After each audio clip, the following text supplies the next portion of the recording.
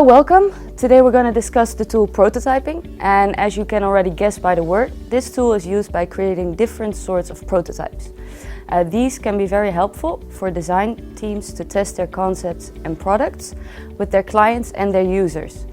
The tangible realization creates a visualization and can be used as a helpful tool for researching user opinions and interactions.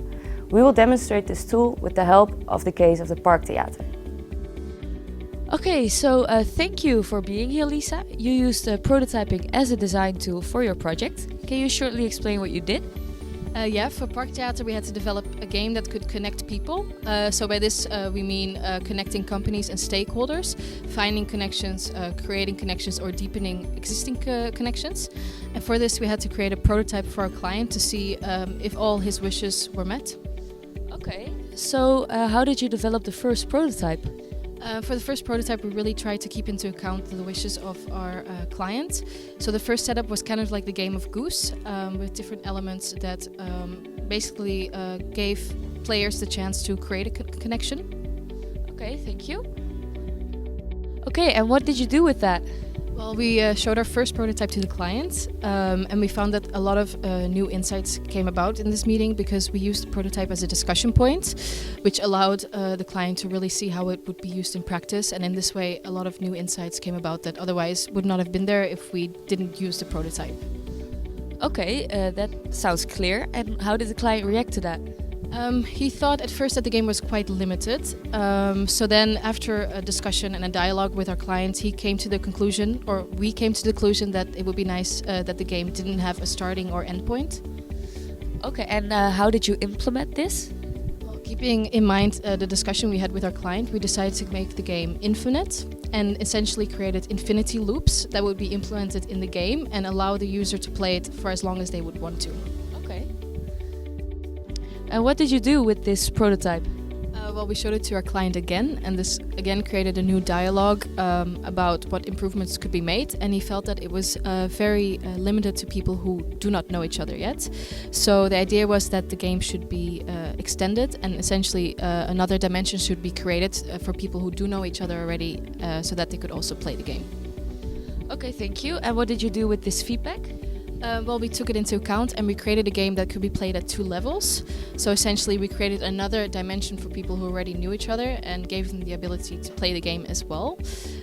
This was great because, it created another dimension and also provided more interactivity for the users. And we developed some playing cards to involve in the game as well. Okay.